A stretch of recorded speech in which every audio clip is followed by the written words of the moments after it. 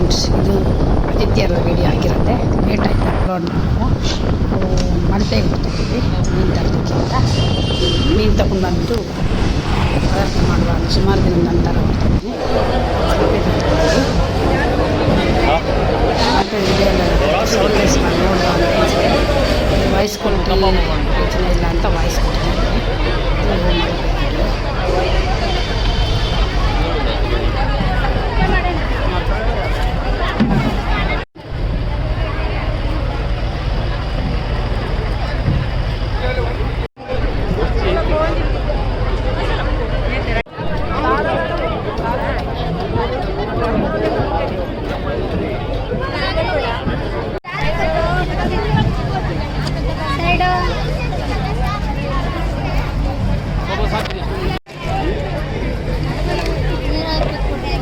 ತಗೊಂಡಾಯ್ತು ನಾನು.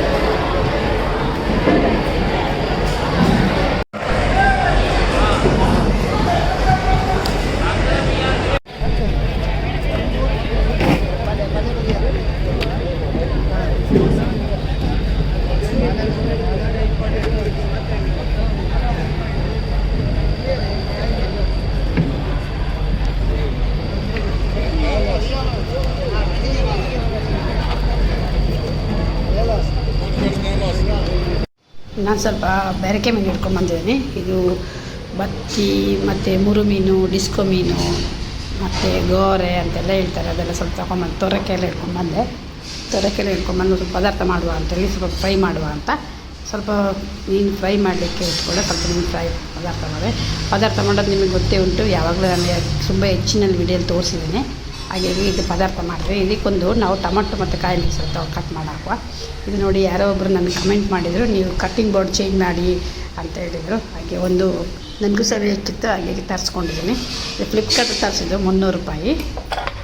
ನೋಡಿ, ಭಾರಿ ಚೆಂದ ಉಂಟು ಮತ್ತು ನೋಡಲಿಕ್ಕೆ. ನಿಮಗೂ ಬೇಕಿದ್ದರೆ ಒಂದು ತಗೋತೀನಿ, ಲಿಂಕ್ ಬೇಕಿದ್ರೆ ಇಲ್ಲಿ ಫ್ಲಿಪ್ಕಾರ್ಟಲ್ಲಿ ಕೊಡ್ತಾರೆ. ಒಂದು ನೀರುಳ್ಳಿ ಮತ್ತು ಒಂದು ಕಾಯಿ ಮೆಣಸು, ಒಂದು ಟೊಮೊಟೊ ಕಟ್ ಮಾಡಿ ಪದಾರ್ಥ ಕುದಿದಾಗ ಹಾಕಿದರೆ ಒಳ್ಳೆ ಟೇಸ್ಟ್ ಅಷ್ಟು ಚೇಂಜ್ ಆಗ್ತದೆ ಅಂತ ನಾನದು ಕಟ್ ಮಾಡಿ ಹಾಕ್ಕೊಳ್ತಿದ್ದೀನಿ. ಸಣ್ಣ ಕಟ್ ಮಾಡಿ ಹಾಕಬೇಕು ಕುದಿವಾಗ.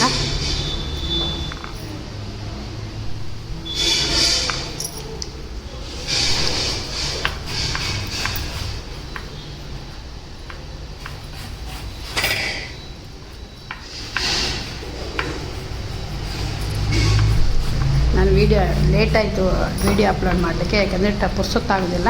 ಒಂದು ನೆಟ್ವರ್ಕ್ ಪ್ರಾಬ್ಲಮ್ ಬೇರೆ. ಹಾಗಾಗಿ ಕಟ್ ಮಾಡಿ ಪದಾರ್ಥದೊಳಗೆ ಕುದಿವಾಗ ಹಾಕುವ. ರುಚಿಗೆ ತಕ್ಕಷ್ಟು ಉಪ್ಪೆಲ್ಲ ಹಾಕಿದರೆ ಭಾಳ ಟೇಸ್ಟ್ ಆಗ್ತದೆ. ನೀವು ಒಂದು ಸಲ ಟ್ರೈ ಮಾಡಿ ಹೇಗಾಗ್ತದೆ ಅಂತ ಗೊತ್ತಾಗ್ತದೆ. ಹಾಗಾಗಿ ಮಕ್ಕಳು ಗೆಸ್ಟ್ ಬಂದಿದ್ದರು, ಅಕ್ಕನ ಮಗಳು. ಅವಳಿಗೆ ಬೊಂಡದಲ್ಲಿ ನಾವು ಶರ್ಬತ್ ಮಾಡುವ ಅಂತ ಜ್ಯೂಸ್ ಮಾಡುವ ಅಂತ ಹೇಳಿದ್ರು. ಈಗ ಬೊಂಡದ ಶರ್ಬತ್ ಜ್ಯೂಸ್ ಮಾಡಿದ್ದು. ಬೊಂಡ ಎಲ್ಲ ಕದ್ದು ಅದರ ಒಳಗಡೆ ಬಾವೆ ತೆಗೆದಾಕಿ ಒಂದು ಜ್ಯೂಸ್ ಮಾಡಿದ್ದು. ಅದಕ್ಕೆ ಸಕ್ಕರೆ ಬೇಕಿದ್ರೆ ರುಚಿಗೆ ತಕ್ಕಷ್ಟು ಸಕ್ಕರೆ ಹಾಕ್ಕೊಳ್ಳಿ, ಇಲ್ಲದ್ರೆ ಬೆಲ್ಲ ಹಾಕಿದರೆ ಸಾಕು. ನಾನು ಸಕ್ಕರೆ ಬೆಲ್ಲ ಎರಡು ಸಹ ಹಾಕ್ತೀನಿ. ಭಾರಿ ಟೇಸ್ಟ್ ಆಗುತ್ತೆ. ಬೆಳ್ಳುಳ್ಳಿ ಹಾಕಿ ಎಲ್ಲ ಹಾಕ್ತಿದ್ದಾರೆ ಸಂಬಳಕ್ಕೆ ಭಾರಿ ಟೇಸ್ಟ್ ಆಗ್ತದೆ. ಒಂದ್ಸಲ ಮಾಡಿ ಪದಾರ್ಥ ಕುದೀತಾ ಉಂಟು ನೋಡಿ. ನಾನು ಮೀನೆಲ್ಲ ಹಾಕ್ತಿದ್ದೀನಿ. ಅದು ತೊರಕೆ ಮೀನು ಅಂತೆಲ್ಲ ಸ್ವಲ್ಪ ಗರಂ ಮಸಾಲೆ ಎಲ್ಲ ಹಾಕಿ ಮಾಡಿದರೆ ಒಳ್ಳೆಯದಾಗ್ತದೆ. ಹಾಗೆ ಸಹ ನಾನು ಗರಂ ಮಸಾಲೆ ಹಾಕಿಲ್ಲ, ಮಾಮೂಲು ಪದಾರ್ಥ ಮಾಡಿದ್ದೀನಿ. ತುಂಬ ಟೇಸ್ಟ್ ಆಗಿತ್ತು. ಈ ಪದಾರ್ಥ ಎಲ್ಲ ಕುದ್ದಾಯಿತು. ಈಗ ಅದಕ್ಕೆ ಸ್ವಲ್ಪ ಫ್ರೈ ಸಹ ಮಾಡಿಕೊಡ್ಬೇಕು ಅಂತ ಅನಿಸಿದೆ. ಸ್ವಲ್ಪ ಫ್ರೈ ಸಹ ಮಾಡ್ಕೊಳ್ಳಿಕ್ಕೆ ನಾನು ಮನೆಯಲ್ಲೇ ಮಸಾಲೆ ಕಲಿತಿದ್ದೆ. ಮೆಣಸು ಮತ್ತು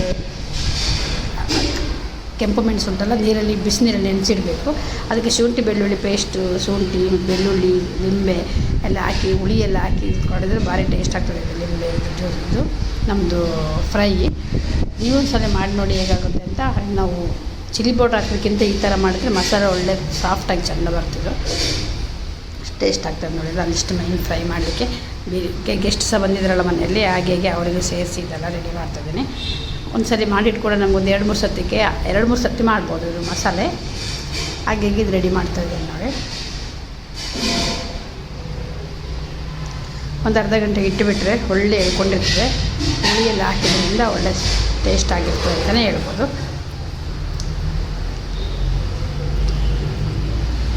ನಾನು ಈ ಥರ ಮಿಕ್ಸ್ ಮಾಡಿ ಇಟ್ಕೊಂಡಿದ್ದೀನಿ ಪೂರ. ಇದು ನೀವು ಮಸಾಲೆ ಫ್ರೈ ಸಹ ಮಾಡ್ಬೋದು, ತವಾ ಫ್ರೈ ಸಹ ಮಾಡ್ಬೋದು. ನಾನು ಸ್ವಲ್ಪ ತವಾ ಫ್ರೈ ಮಾಡಿದ್ದೆ ನೋಡಿ, ಒಂಚೂರು ತವಾ ಫ್ರೈ ಮಾಡಿದ್ದೆ, ಭಾರಿ ಟೇಸ್ಟಾಗಿತ್ತು. ಮಾತ್ರ ರವೆ ಫ್ರೈ ಮಾಡ್ಕೊಳ್ಳಿಕ್ಕೆ ಸ್ವಲ್ಪ ನೀರು ಬೇಕಿದೆ, ಕಾರ್ನ್ಫ್ಲವರ್ ಮಿಕ್ಸ್ ಮಾಡ್ಕೊಳ್ಳಿ. ನಾನು ಕಾರ್ನ್ಫ್ಲವರ್ ಎಲ್ಲ ಮಿಕ್ಸ್ ಮಾಡಿದ್ದೆ, ಹಾಗೆ ತವಾ ಫ್ರೈ ಮಾಡ್ಕೊಂಡು ತೆಂಗಿನೆಣ್ಣೆಗೆ ಭಾರಿ ಟೇಸ್ಟ್ ಆಗುತ್ತೆ.